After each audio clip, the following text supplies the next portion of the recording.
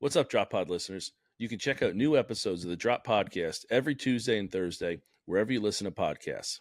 You can find all of our content on YouTube at the Drop Golf Podcast and on our socials. That's Instagram and Twitter at the Drop_pod.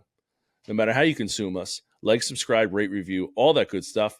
Follow and listen along. This episode is brought to you by George Wall Ford. George Wall Ford in Red Bank, New Jersey is family owned and operated, proudly serving New Jersey residents with superior customer service since 1960. Rye, share your story about your experience there. Mike, I went on a tangent in one of our episodes previously about it, but I can't say enough good things about George Wall Ford. I needed a new car. I had an old. I loved the brand that I had. I loved, it was an SUV, but had 165,000 miles on it. It was just time, So I hopped on over to George Wall Ford. I saw our guy Jerry, and Jerry and his team were awesome. I mean, from stem to stern, they're there, they're helping, they're knowledgeable. They have so many cars on the lot that you can go in and say, hey, I want a sunroof, a navigation. I want this kind of rims on it. I want this kind of this, that, and the other thing. There's a great chance that they have that car with all your specs, the color, all that thing. Me, I didn't particularly care. I was like, hey, I want to be high up in the car, right? I need an SUV. I'm a big guy. I got a dog. I got golf clubs. I got beach chairs in the summer. I need something that's a little more rugged, a little more. Again, I like to be higher in my car.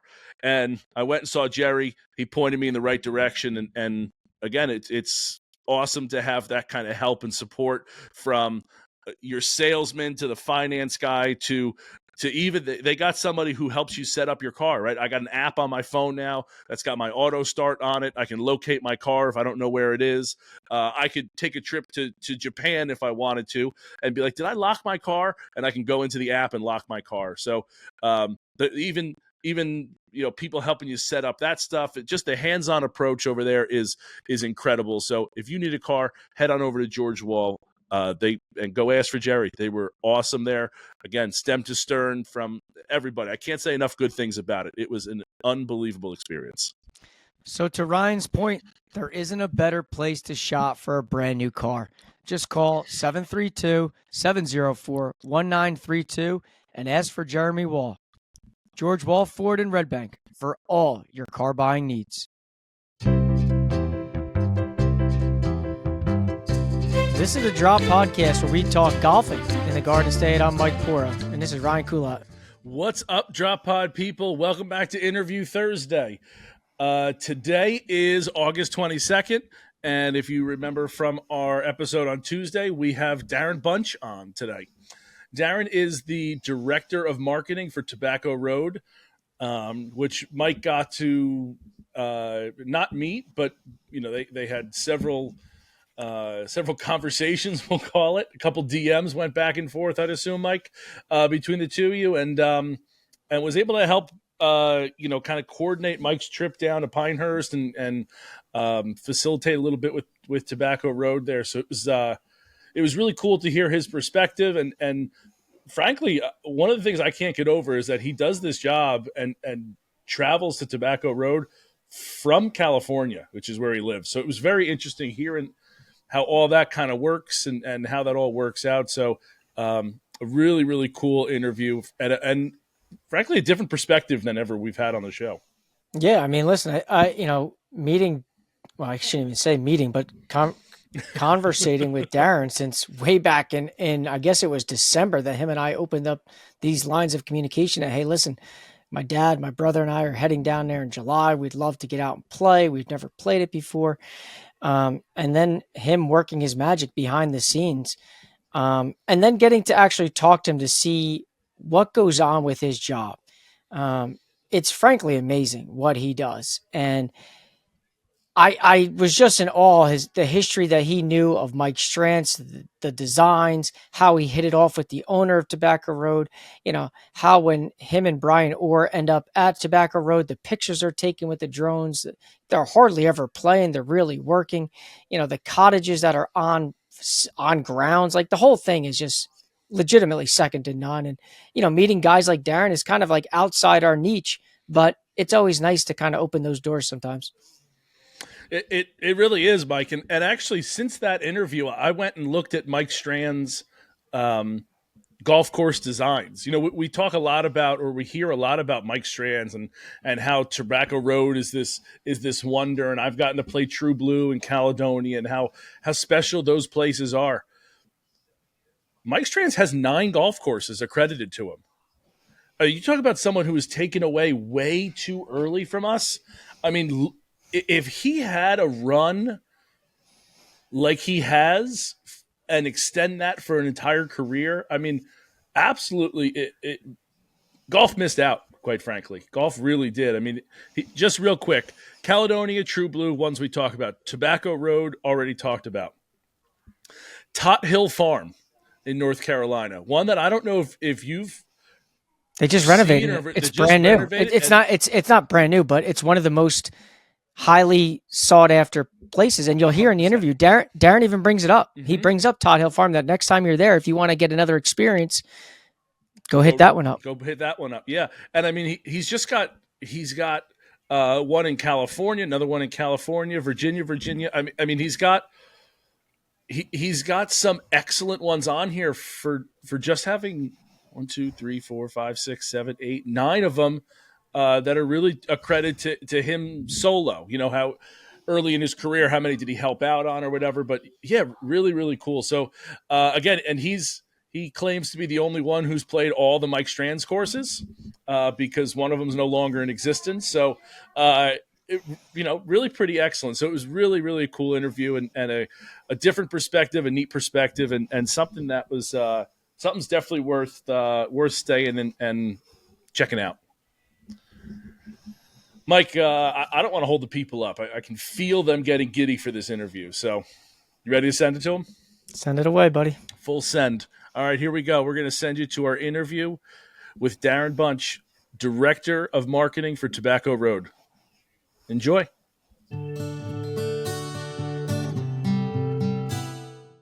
All right, so today's guest is a little bit outside the box here for us when we're talking golfing in the Garden State, but I thought this would be fitting after an epic trip that I took last July. Today's guest is the marketing guru for Tobacco Road, Mr. Darin Bunch. Darin, thank you so much for coming on today's show. I am happy to be here. I think it's a little strange that I am on a podcast about New Jersey, and is one of the states I have never swung a golf club in. And I played a lot of golf, 500-something courses, and for some reason my path has never made it through New Jersey. I've driven through New Jersey, but I've never swung a golf club there, unfortunately. So we'll have to remedy that someday. Well, I was just going to say, Darin, thanks for coming on. And the first thing that we have to do is remedy that. We got to get you out here to play some golf and experience golfing in the Garden State. Yeah, I got almost invited to Pine Valley once, as most people, I think, like almost got invited, type of thing. But other than that, I've not played. I played in New York next door a little bit, not as much as I should there either. So for some reason, both of the new states, New Jersey, New Jersey and New York, have escaped a lot of my my golf trips for some reason. I don't know why. What about New Hampshire? I mean, I have played golf in New Hampshire, but the only course I've ever played in New Hampshire is no longer open. I played the Balsams when the historic Balsams Resort was open, and up in the White Mountains, and had an absolute blast up there. And actually, just the other day was researching whether they were ever going to reopen that thing. But yeah. So there's the 3. Are there more news? There's New Mexico. I played New Mexico. I was going to say, if we're just going to go through this to start this interview, we might as well go through New Mexico next. I played in New Mexico a lot. Black Mesa, one of my favorite places actually in the country. A little scraggly, interesting golf course, which kind of reminds me of a desert version of Tobacco Road. So, yeah, I mean, I don't know. We could talk about places I played for a long time. It's 500 plus golf courses. I've been to 100 different resorts, worldwide. So I've had my share of golf travels. So maybe we'll make that the next podcast. Yeah, exactly. So let's circle back a little bit here, because I think when when you and I started this conversation about, myself, my dad, my brother making the journey down to Pinehurst, like your golf course, and I don't want to necessarily you say yours, but where you operate out of, it has always been one that has been intriguing for so many people. Why don't you tell us a little bit about what you do at Tobacco Road, how you got to working there, and kind of like what your affiliation is with them specifically? Well, it's kind of weird. I mean, I'll take credit for it. I don't own it, but I'll take all the credit for Tobacco Road that you'll give me. I got into I was in the newspaper business for a long, long time and decided I wanted to get out, and happened to get out at just basically the right time as basically everybody started getting fired and newspapers started downsizing. And I worked at a pretty good sized newspaper in Las Vegas, and I worked at a small paper in Merced, California, here in Central California. And I live in Central California, by the way. I mean, Tobacco Road's in North Carolina. I'm out there a lot, but I live here in California still. So I got in the golf business and kind of fell backwards into it like a lot of people do. I was looking for something to do. I ran into some people who were running a small magazine. I helped them grow that magazine. Eventually, I owned that magazine. Eventually, then I sold that magazine and worked for somebody else who published it. They decided to get done with it because magazines were starting to struggle. And I was kind of looking for something to do in the golf business and kind of doing some stuff online and, all this thing right before the big boom of magazines, like Golfer's Journal and all these big accounts, Barstool and all that kind of thing. And I kind of fell backwards into a couple different projects. One is up on the Oregon coast that I'm still a part of. But then I got a call one day for a golf course in Southern California called Rams Hill, and a top 100 golf course down there. I worked for them for about 3 years doing marketing and email marketing, social media, basically operations consulting, everything I could possibly help with. And I just absolutely loved it. And then I had the opportunity to kind of do that same thing at Tobacco Road. I've known the owner at Tobacco Road for almost 2 decades. I played Tobacco Road the first time I played it was probably 20 years ago. We're in our 25th year at Tobacco Road. And he and I kind of hit it off early on. We've been friends for a long time. We've been looking, well, if there was a way I could help you type of a relationship.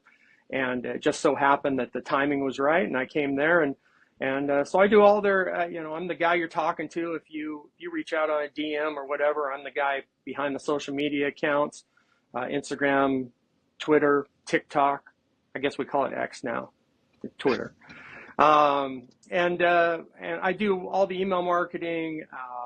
I'm involved in a lot of the just operations consulting of what we do.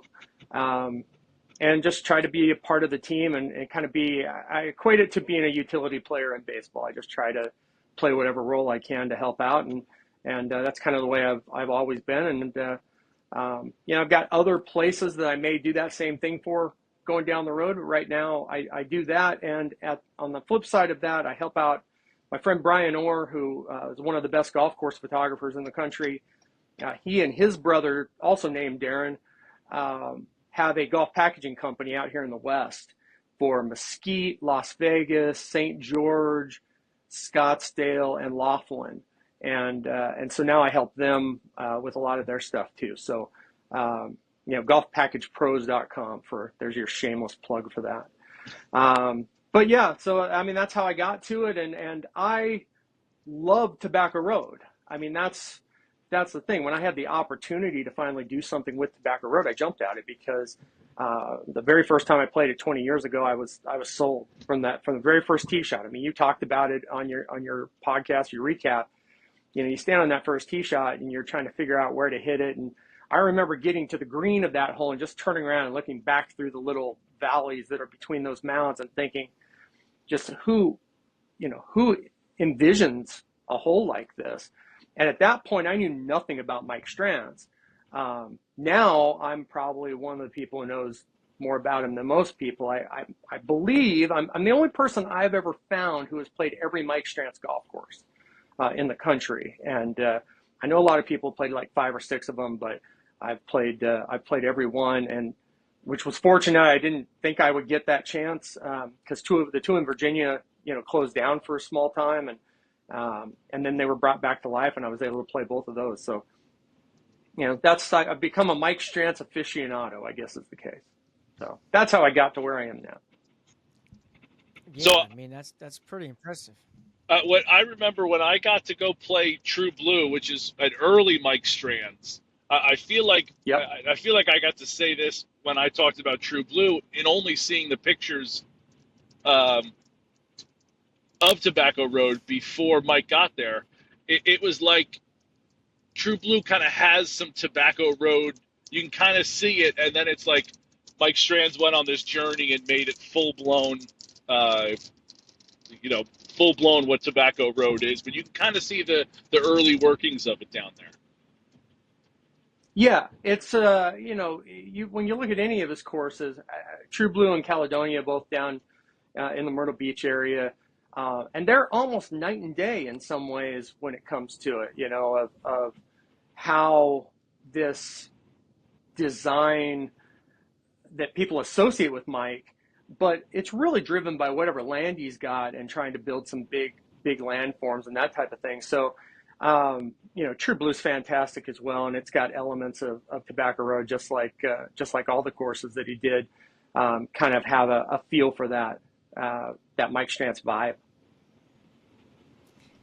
Oh, we might have lost him there, but I do have one of the things I know Ryan and I were talking about off camera a little bit was you being fully stationed out in California.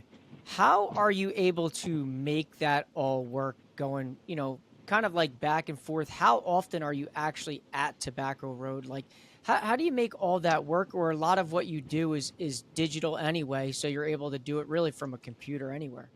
Yeah, that's the case. I mean, the pandemic changed so much that allowing people to work from all over the place, and I don't know if some of the opportunities that I've had since the pandemic would have come along if I needed to be on property. I'm talking with a golf course right now about working there, and like the entire marketing team won't be on site, and but in a way that opens up, affords avenues for golf courses to utilize people who have skills and experiences that they might not ever be able to get those people because I'm not going to move to the middle of nowhere, whether it's Montana or the Pacific Northwest or somewhere up in the middle of the country, but like this I can do. And so I go out to Tobacco Road. I'm budgeted for 3 times a year, so I probably spend 3 weeks out there.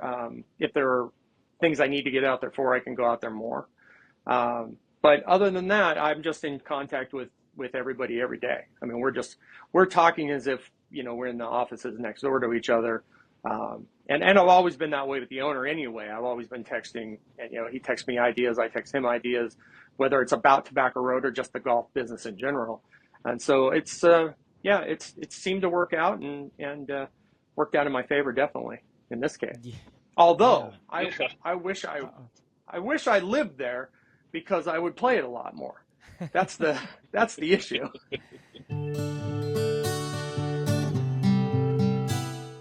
It's summertime, the perfect time to get that new boat you've been dreaming about. Comstock Yacht Sales, your trusted local boating source since 1973, now has 2 locations. Visit their new sales center in Seabright. In addition to their original 50-year-old family business in Brick, Comstock is the largest dealer for Grady White boats, offering 22 models to suit every size and budget. Stop by either location any day of the week to explore their impressive Grady lineup tailored to meet your family's needs. Don't forget, check out their full inventory of new and pre-owned boats online anytime at ComstockYachtSales.com. Get your Grady today.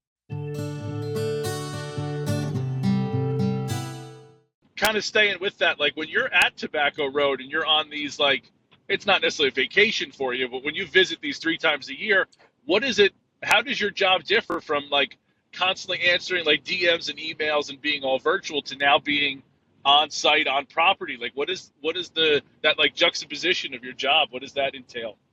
Well, I mean, it's a little bit easier, obviously, to just walk over and talk to somebody.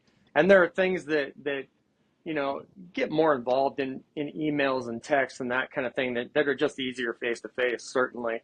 The other thing is I do a lot of content while I'm there, just like you guys do when you're traveling and doing things. So, when I'm away, I'm relying on other people who are coming. On this last trip that I did, I forget, when were you were there? Mid-July, so I think you were there maybe like Mid-July. 2 or 3 weeks before that. Exactly. I was there the week after the U.S. Open, and I took Brian Orr came with me, and so that's all we did was we spent our days, our early mornings and our late afternoons building content, played a little golf in the middle of the day, had meetings, and it all kind of works out, and you can get a lot done when you have a content plan. And you go, you're going to be on site for 4 days, and you say this is what we're going to do, and then we have a couple other really talented people who are helping us out with content this year. Billy Richards, who is Carolina Pines on Instagram, who people have fallen in love with his content. He's a great guy too. Great guy. Yeah, absolutely. And then Ryan Barnett from Bart Media is local to the Carolinas, and so he comes up. We have a deal with him to come up a few times. So a lot of times I'm just getting content from people and then kind of parsing it out and figuring out how we use it and all that type of thing. Sometimes when I'm there and actually creating the content, it's a little bit easier to think about it and how you're going to do things. So, so it's always just great to be in touch with people when you're, see people face to face who you're talking to on the phone all the time. Yeah. It's funny because when I went there and I was signing in and giving my name for tea time, and I brought your name up and I said, Darin's is like, oh no, Darin, he's hit or miss. You're not always going to see him. And I started laughing. I was like, yeah, that was kind of the conversation I had with you about that whole thing. Yeah. But I think being on the grounds there, you see all the pictures, and I am like a nerd when it's these spots. I got my phone out all the time. There's certain spots I feel like I just never put it down.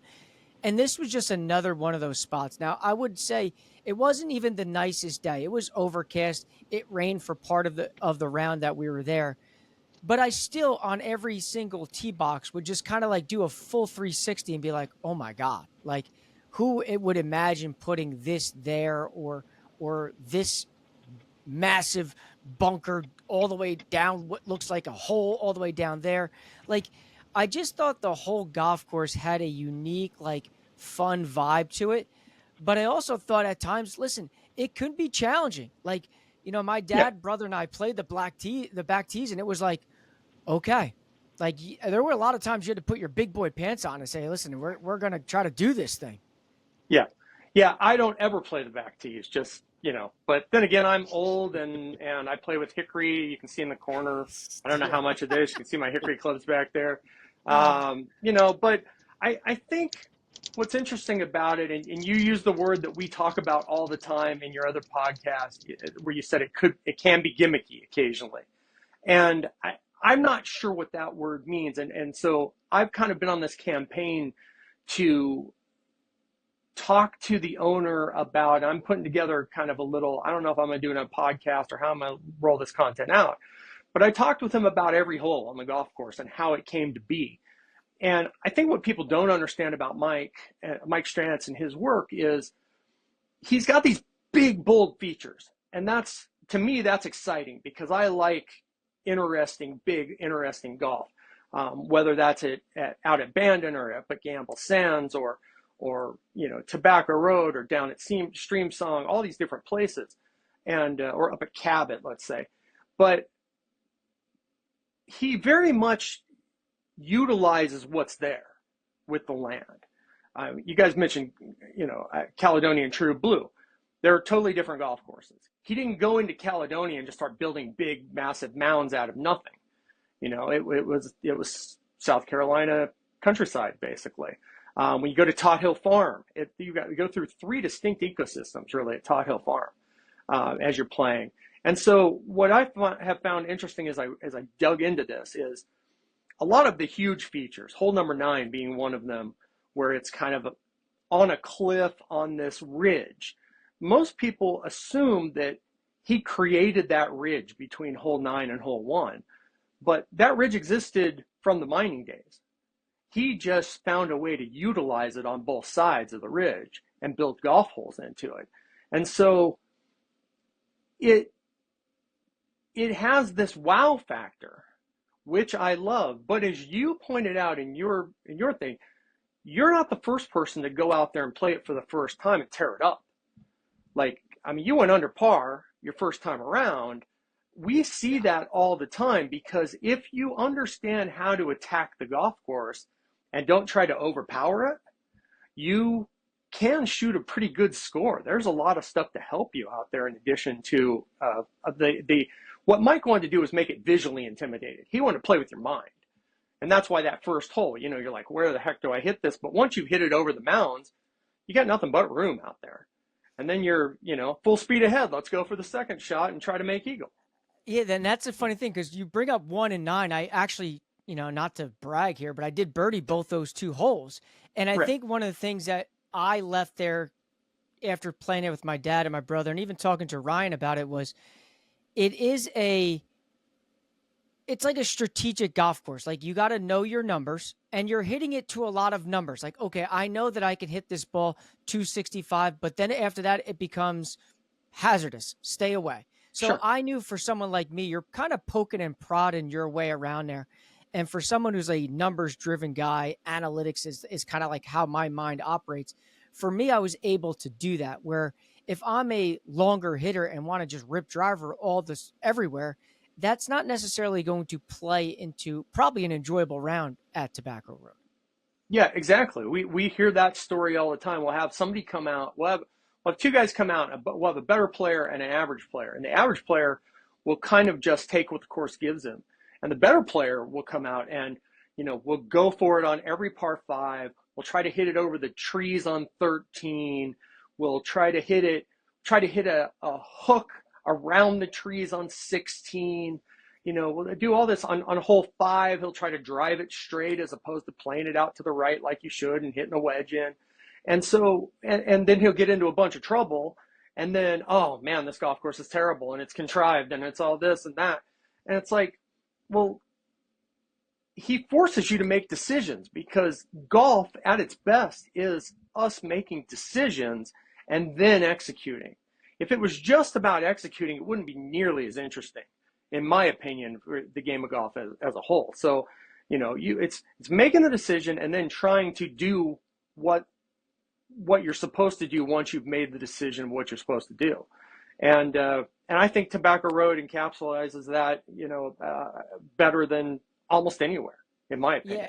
Yeah, I think I thoroughly enjoyed it. I know people be like, "Oh, Mike, you enjoyed it because you shot 67, and who wouldn't enjoy shooting there?" Like, Sure. Okay, but even taking that out of the equation, I'm a big visual guy. I'm an optic guy, and I like to be able to look around and be like, "Dude, that's really cool." And it's not the same parallel hole that goes down one side, it comes back the other. Like, there are these mounds here, and listen, there was one of the par 5s on the back. I want to say it was 13 that we didn't know which way it was going. Am I correct? Right. I say 13 is like the par 5, Yeah. right? That goes up the hill to the left. Yeah. Right. No. So is that 14? No, 13, you hit it out, and then you go off to the right and play to the bathtub. 11 is the one that you hit out toward the tree, and a lot of people think it goes left, but then it goes over the chasm. Which is 12 the par 3 then? Is that where I'm getting a little confused here? Which is 14, no, par 13. 3. No, 13. No, 13. Yeah. So 13, the par 5. That's kind of like back by the street, the green on back by the street. Yeah, right. Exactly. Yeah, okay. So that hole. So on 13, that hole to me was like, you know, I loved it. I'm like, oh, look at that thing up on the hill. And my dad and my brother are yelling at me. No, it goes right. It goes right. I'm like, no, it goes left. You can. And those are things I think for someone like me that's a big visual guy, that like, I thought that green was so cool. And then you go right to 14, which I don't know if there's a better par 3 around. When you're looking down at an intimidating tee shot, you got Woodard there. It's 200 yards from the back tee. Like, you got Woods on the left. Like, those two things, I think, as terms of back-to-back holes, are like super things that just stand out immensely to me. Yeah, and I think 13 should be very gettable. It should be very birdieable for most people. And people want to get into trouble as opposed to just kind of play what's there. I mean, if you can hit a pretty decent shot down to the neck and you can hit a long, a fairway wood or whatever, you can get to that green in two. It's the people who try to hit it over the trees and then they hit it into the trees and then it drops down into the trees and then it takes you two to get out. And then all of a sudden now you've made a mess of the hole. But the bowl itself, the green, basically begs your ball to get close to the pin in most cases. 100%. So I probably hit it as close to that pin with a wedge as I have any other hole, that I played, because it funnels everything for you if you just kind of take what's there. And that was Mike's whole mentality was, this should be a 3-shot par 5. You should be hitting a wedge into this bowl. And if you can't hit a 100-yard shot into this bathtub, you probably not only shouldn't be playing Tobacco Road, but maybe shouldn't be playing, higher end golf courses at all.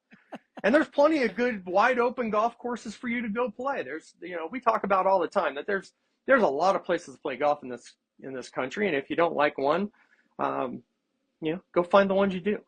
Yeah. So. And I think as we were going through the round, you get to 18, I think, as you think about like the things that stand out a lot, and you think, there's certain holes or certain tee shots, like the starter off the first tee, talking to you, giving you the whole breakdown. And then you get to 18 and we had just gotten caught in kind of like a rain delay. Like you could have stepped off if you wanted to, you could have kept going if you wanted to. And there were people waiting for us on the porch, in the rocking chairs, legitimately just watching us as we were that first tee time off. We were done. It was like 9:00. And it was like that little optic and that visual of seeing people there, like you could tell they're making little bets on what you were doing. Is this guy going to 2-putt it from where he was? And then seeing the little like cabins and housing and cottages that are on property there. Like, talk a little bit about that. Well, the only cabin that you can stay in on the property is behind 14. So that one is, and it's fantastic. I would tell people you can fish in the pond afterward. You can hit shots there all night. You can light up that green and play on it. So, I mean, to me, that's one of the best. And I mentioned before, so many different places that I've stayed for golf over the years. It's one of the best. It's easily in my top 10 because it's just for 4 guys who know each other well and want to hang out. It's a fantastic place.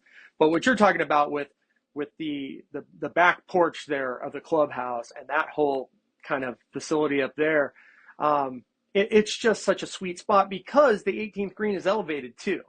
So it's sunken, but yet the green itself is elevated so that, you're almost eye to eye with the people who are putting out when you're sitting there, in the Adirondack chairs or at the tables having a drink.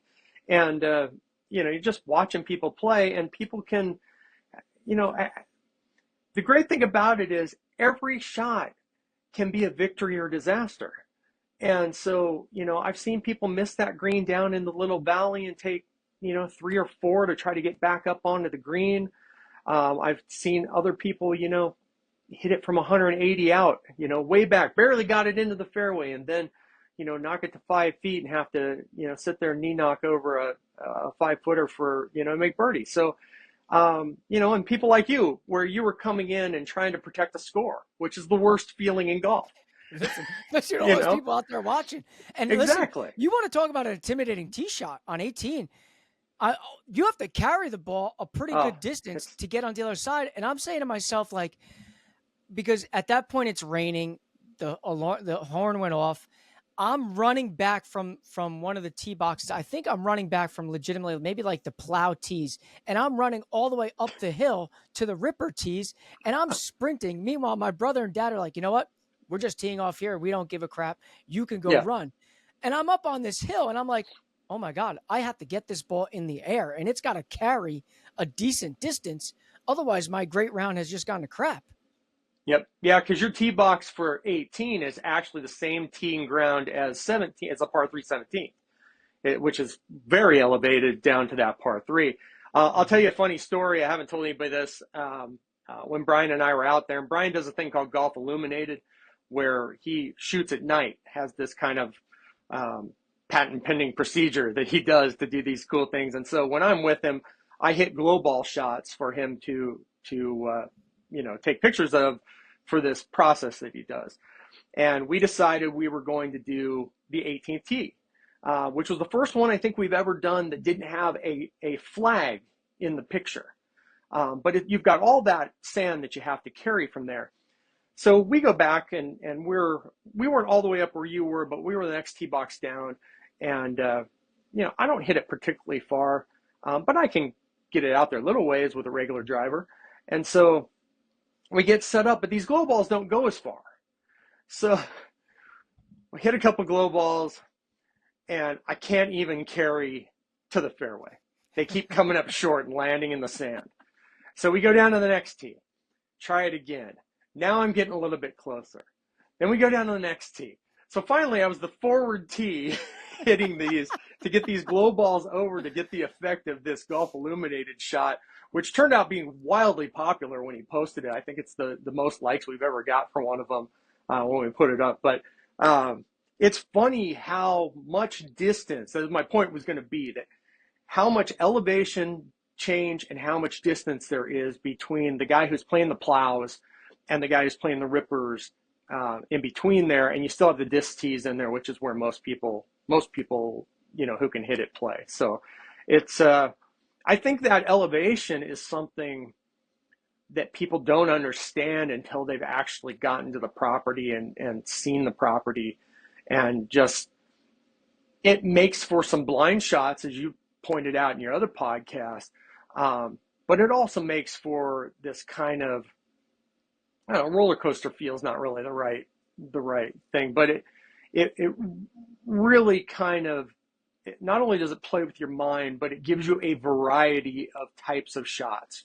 You're hitting a lot of downhill shots, you're hitting some uphill shots, you're hitting shots that you think you know where it's going, you know what you're supposed to do, and then you don't know for sure. And then you get these awesome reveals when you get up there.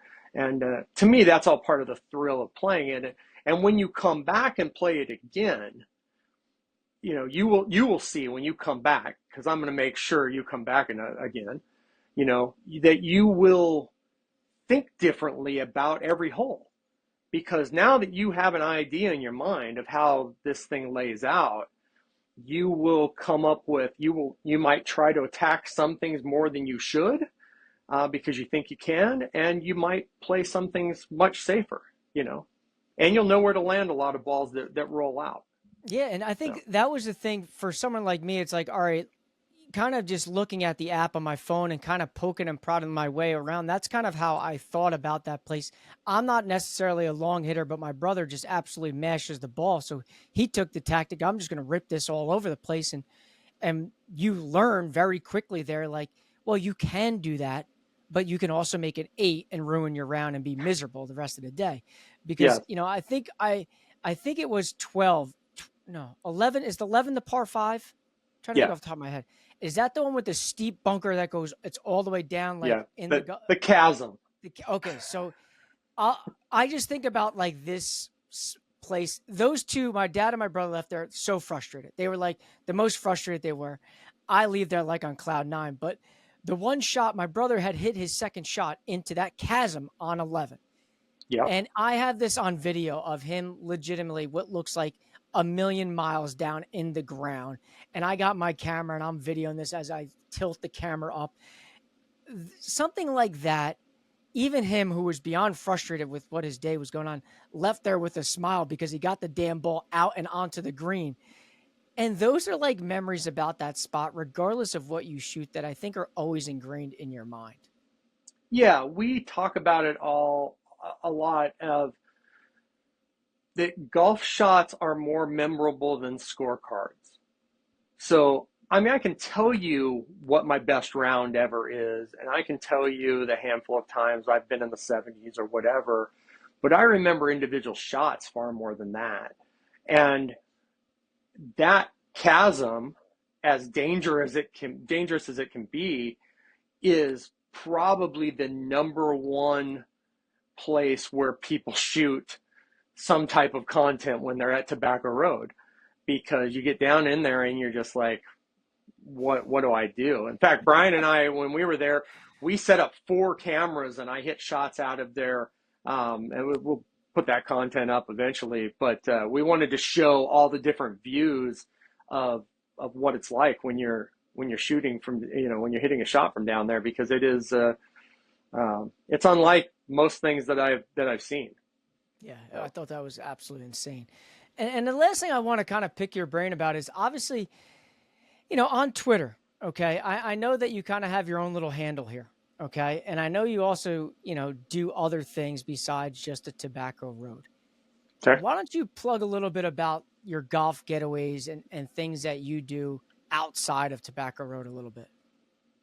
Well, I've got golf getaways on Twitter and Instagram. I try to keep them updated as best I can, but I use them a lot for amplifying all the different, people I'm working with. And really, because I do a podcast, Talking Golf Getaways, with my friend Mitch Lawrence, who is from Myrtle Beach, was an actor, a comedian. He worked on the staff at Saturday Night Live at one time. So he's got just stories on top of stories on top of stories. He's the one who got me into hickories. And so we've done this podcast, and we got to a point really once I was working in the golf business and Mitch had retired, that we were like, we just want to use our powers for good. So, we're just trying to shed a light on people that we can, and golf courses we can, and places we love to play. And, some of that is, working with Golf Package Pros and trying to get people, interested in the places that are cool out there. Some of it is Tobacco Road. Some of there's other places I love, like Gamble Sands. There's so many places that are just so fun to play. I was going to mention, like, when you come back, and we talked about this a little bit when you were in the planning stage of your trip. You got to go play Tot Hill Farm. It's different than Tobacco Road, but still has the same Strantz vibe. Some people like it more. Some people, like it the same. Some people like it a little bit less. These golf courses, and it's definitely, from a price point standpoint, it's more affordable. And so, I tell people all the time, we try to talk people into it. Come stay in the Stewart cabin, play Tobacco Road for a couple days, go do 36 for a day at Tot Hill Farm, and you would get all the Mike Strantz you could possibly want. And in the same way that when you go down to Myrtle Beach, you play Caledonia and True Blue at the same, in the same day, or back-to-back days, you're getting a big Mike Strantz dose. So that's basically what I do. I've worked on some other projects. I've helped open a golf course in Oregon called Bar Run, which is in Roseburg, Oregon, right along the I-5 corridor that Dan Hickson, fantastic design. Another golf course in a depleted mine site that it's just a ton of fun. So I just try to point people to stuff that we love doing and hope that they love it too. And then try to have a conversation, because I think too often everything that we do is this course is great or this course sucks. And I tend to be in the middle of that. There's a lot more nuance to this. Are there courses out there I've played that are big, giant, great courses that people love that I don't care for? Of course there are. And I understand when people say that about courses I love, but that's the beauty of this. Have a conversation. Let's talk about them and talk about why you love them, because, like, I'm not going to go shoot 67 at Tobacco Road. So golf for me serves a different purpose, and like you mentioned, you can play it once a year, but you don't know if you want to play it, every day. I'd play it every day, because every time I'm out there, I find some new challenge. And we always talk about, golf is a puzzle to be solved. And I try to find a new piece of the puzzle almost every time I'm on any hole at Tobacco Road and any of the golf courses that I go around and I love. It's trying to find, hey, how do I navigate this? And how do I use my imagination to do, something special here that I'm going to remember for a long time. I think it's one of those things. I have such great memories that I'm afraid to go back and mess all those good memories up, because if I go from making birdie on this hole to a 9, I'm going to say this place is terrible and I hate it. So, like, I'm trying to keep going. But to your point, I get what you're saying, because the reality is, no matter what, I'll go back there again and play it. I know for a fact I'd be lucky if I probably broke 80, because we just know how golf is in so many different ways. You get the wrong bounce, I'm not making birdie there. I'm probably making 7. This ball Yep. doesn't hit the pin. It rolls off the green into the bunker, and who knows what you're making. So there's no doubt I see what you're saying to your point with that spot. It is, listen, I wouldn't, if I was back in the area, there's not a doubt in my mind I wouldn't play it again. I'd play it Yeah. again in a heartbeat. It's one of those spots that, like, when we went down to Pinehurst in 2022, that it was on my hit list of wanting to play. It just didn't work out for, I think it was getting aerated at the time, or there was some work getting done on it at that point. I was like, I don't want to waste my time on a trip to play aerated green. So we waited. So then this year when we were coming down, they were aerating, I think the week after we were there. So I was like, we got to do this. We got to do this just so we can experience it. And obviously for someone like me, when you play so well, you definitely go back and play it again. But listen, I definitely, I will tell you this though, the blow up holes also are what bring you back though. I mean, I've made everything from a 2 to a 13 at Tobacco Road. And my buddy Mitch, I always forget what the actual number is, but on 11, the hole with the canyon, I think he made a 17 one time, and he played every shot. And he got down in the chasm, and it caused him all kinds of problems, and he ended up in this weird spot. But every time you go back now, that's in your mind. You're like, I'm beating that. I'm doing this. I'm not making that mistake again. Or I'm going to play it safe even though, I probably shouldn't. Or I'm not going to play it safe even though I probably should. And so, to me, those are the things that keep us all, coming back and thinking about it, because no round's the same. There's no way you're going to go back out there and shoot 67. And if you did, you wouldn't shoot it the same. That's the beauty of golf. Even when we shoot the same score, we don't shoot the same round. Right. And so I just think, to me, exciting golf is fun golf. And I've been posting stuff from Alistair McKenzie's book, Golf Architecture, lately about placement of hazards. And so much of the stuff that he said just hits what Mike has done at Tobacco Road. So just right on the head of where hazards are and how it makes the game so much more interesting to try to negotiate interesting hazards. And I always think that sandy hazards are better than water, because you lose a golf ball in water. But if I hit a ball into a sandy area, if I hit the ball to the right of number 9 at Tobacco Road, I haven't lost the ball. I still have a chance to put the next shot on the green. Good luck. Now I have Good to luck. do it. Good luck. That's the problem. Yeah, I was saying good luck, but you can still play it. I guess my last question for you is this: is when you think about all the spots that you've been, what is your favorite? I'm sorry, say that again. I said, so knowing you've been to a lot of spots, you've played a lot of golf courses, you've played in a lot of different areas. Do you have a favorite? A favorite golf course? Or even an area. I have a handful of golf courses that I would play all the time, but Tobacco Road was at the top of that list long before I came to work there. It's why I wanted to work there, was because I loved it so much.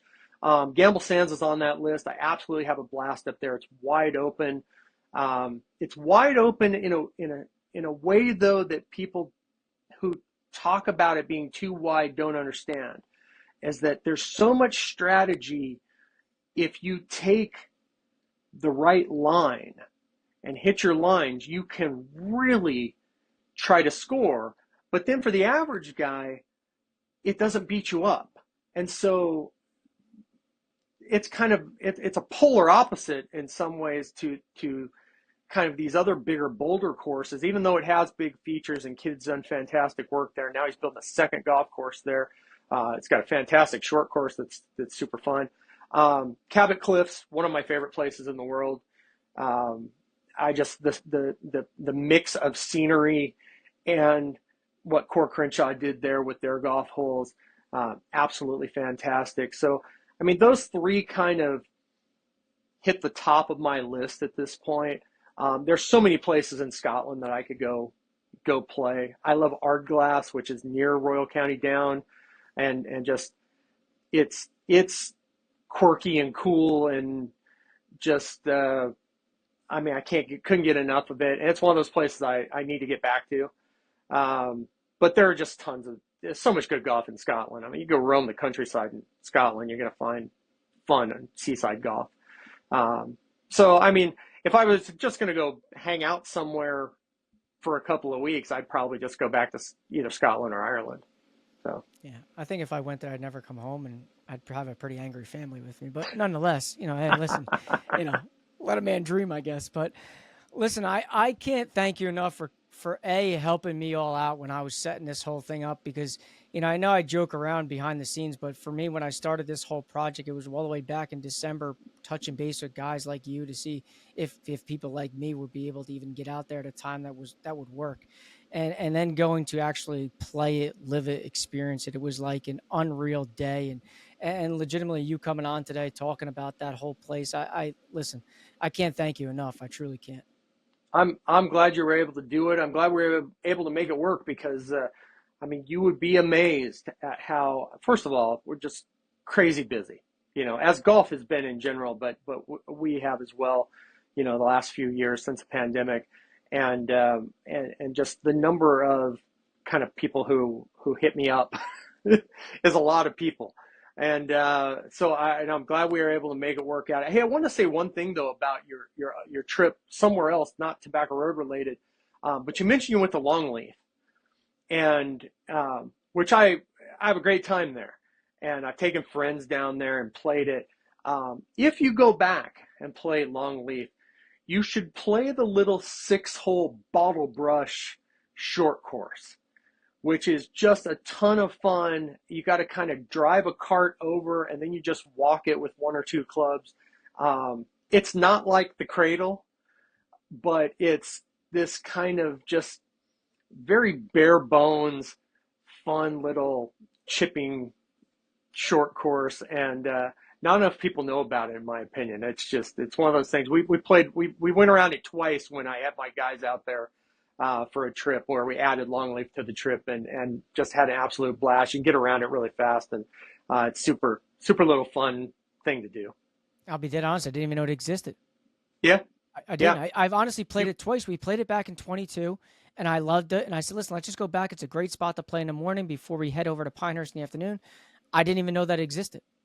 Yeah, when you're on the far end of the golf course, kind of farthest away, playing along that one fence and houses down there, you kind of see a glimpse of it from there. I kind of think I know what you're talking about. Like, I want to say it's maybe like the 16th hole or 15th hole. Like, you see that you're in the trees, and there's like the horse. You kind of like see like the railings going by. Yeah, I think I know exactly what you're talking about.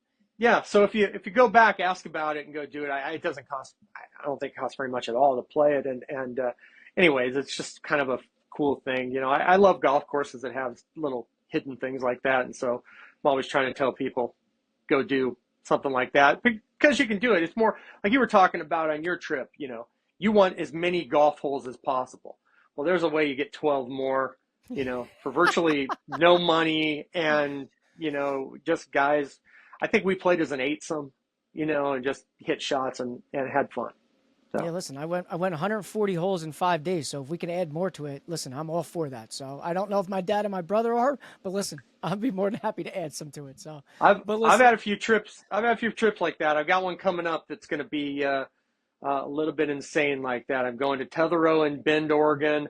Then I'm going up to Seattle to play Salish Cliffs. And then we're going to play a private club called Canterwood. And then we're going to play Chambers Bay. And then we're going over to Gamble for 3 days. And then my buddies are all going back to Seattle. I'm flying home. And on the way back, I'm going to hit Bandon for 2 days to play shorties and some other stuff. And then I'm going to try to hit another course in Northern California called the Brambles. So like 12 days of golf here coming up the middle of August. All right. Well, listen, if you need one, you got my number, shoot me a text, and I'll be on my first flight out, No. All right. Sounds good. But listen, thanks again for coming on today's show, man. I truly do appreciate it, and I can't wait to connect again soon. Sounds good.